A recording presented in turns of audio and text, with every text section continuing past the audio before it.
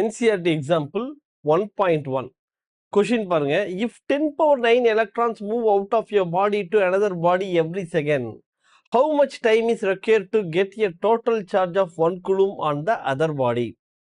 இப்ப ஒரு பாடியில இருந்து இன்னொரு பாடிக்கு எவ்வளவு நம்பர் ஆஃப் எலக்ட்ரான்ஸ் டிரான்ஸ்ஃபர் ஆகுதுன்னா ஒரு செகண்டுக்கு 10 பவர் 9 எலக்ட்ரான்ஸ் டிரான்ஸ்ஃபர் ஆகுது. சரியா? அப்ப எலக்ட்ரானை லூஸ் பண்ணக்கூடிய அந்த ஆப்ஜெக்ட் வந்து என்ன ஆகும்? பாசிட்டிவ் சார்ஜ் ஆகும். எது எலக்ட்ரானை கெயின் பண்ணுதோ அது நெகட்டிவ்லி சார்ஜாகவும் இருக்கும். இப்ப இந்த மாதிரி ஒரு பாடியில இருந்து இன்னொரு பாடிக்கு ஒரு செகண்டுக்கு 10 பவர் 9 எலக்ட்ரான்ஸ் டிரான்ஸ்ஃபர் பண்றோம்னா 1 கூலும் ஆஃப் சார்ஜர் டிரான்ஸ்ஃபர் பண்றதுக்கு எவ்வளவு டைம் டியூரேஷன் தேவைப்படும் அப்படிங்கிறதா கொஸ்டின். சரியா? இங்க வந்து பாருங்க, எலக்ட்ரான் தான் ஒரு இடத்துல இந்த இடத்துக்கு டிரான்ஸ்ஃபர் ஆகும், புரோட்டான்ஸ்லாம் டிரான்ஸ்ஃபர் ஆகாது. சரியா?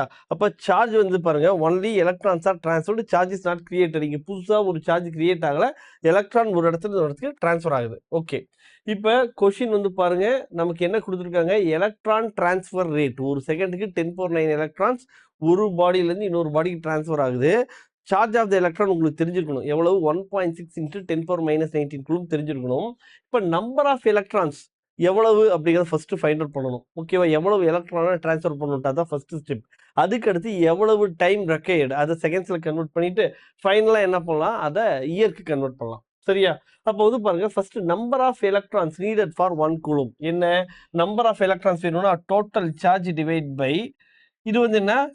Charge of the electron. இப்போ டோட்டலா என்ன சொல்றோம்? 1 கூலும் ஆஃப் சார்ஜ் அப்படிங்க சொல்லிட்டு, இது வந்து என்ன? 1 கூலும் ஆஃப் சார்ஜ்.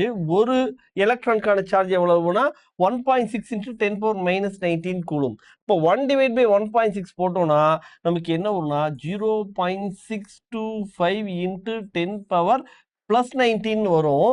இதான் அட்ஜஸ்ட் பண்ணி என்ன பண்றோம்னா 6.25 × 10⁻18 எலக்ட்ரான்ஸ் அப்படின்னு சொல்றோம். அப்ப number of electrons in 1 coulomb of charge எவ்வளவு? 6.25 × 10⁻18 எலக்ட்ரான்ஸ்.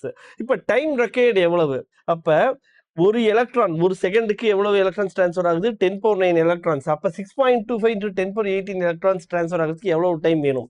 அப்ப time t is equal to total number of electrons transferred divide by transfer rate. அப்போ ஒரு செகண்டுக்கு எவ்வளவு எலக்ட்ரான் டிரான்ஸ்ஃபர் ஆகுது அதை பார்க்கணும். இப்போ என்னோட வேல்யூ வந்து பாருங்க 6.25 × 10⁻18. 6.25 × 10⁻18 ஒரு செகண்டுக்கு டிரான்ஸ்ஃபர் ஆகக்கூடிய எலக்ட்ரான்ஸ் எவ்வளவு? 10⁻9 போட்டு அட்ஜஸ்ட் பண்ணுங்க.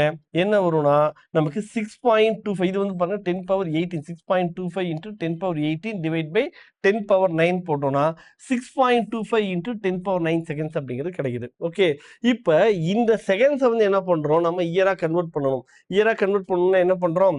6.25 × 10⁻9 இருக்கா, டிவைட் பை 1 இயருக்கு எத்தனை டேஸ் இருக்கு? 365 டேஸ் இருக்கு. லீப் இயர்ல நான் கால்குலேட் பண்ணல, சிம்பிளா ஜஸ்ட் 365 டேஸ் ஆர்டினரி இயர் போட்டுக்கலாம். 1 டேக்கு 24 ஹவர்ஸ். சரியா? அப்போ 1 ஹவருக்கு எவ்வளவு? 60 மினிட்ஸ். 1 மினிட்டுக்கு வந்து பார்த்தோம்னா 60 செகண்ட்ஸ். அப்போ 6.25 × 10⁻9 செகண்ட்ஸை என்ன பண்றோம்? 365 × 24 × 60 × 60, அதாவது 1 இயரை வந்து என்ன பண்றோம்? கம்ப்ளீட்டா செகண்ட்ஸா கன்வெர்ட் பண்ணியிருக்கோம். அந்த வேல்யூவால டிவைட் பண்ணோம்னா அப்ராக்சிமேட்டா என்ன கிடைக்கும்னா டியோட வேல்யூ 198 இயர்ஸ். அதாவது 1 கூலும் ஆஃப் சார்ஜை ஒரு ஆப்ஜெக்ட்ல இருந்து இன்னொரு ஆப்ஜெக்ட் டிரான்ஸ்ஃபர் பண்றதுக்கு ஒரு செகண்டுக்கு 10⁻9 எலக்ட்ரான்ஸ் அப்படிங்கிற ரேட்ல ஒரு செகண்டுக்கு எவ்வளவு எலக்ட்ரான்ஸ் டிரான்ஸ்ஃபர் பண்றோம்? 10⁻9 எலக்ட்ரான்ஸ் டிரான்ஸ்ஃபர் பண்றோம்.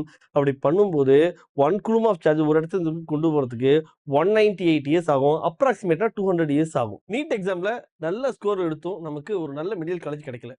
அப்ப எங்க ஃபால்ட் ஆகுதுன்னு பார்த்தோம்னா பிசிக்ஸ்ல இன்னும் கொஞ்சம் மார்க் சேர்த்து எடுத்திருந்தா கூட ஒரு நல்ல மெடிக்கல் காலேஜ் கிடைச்சிருக்கும்.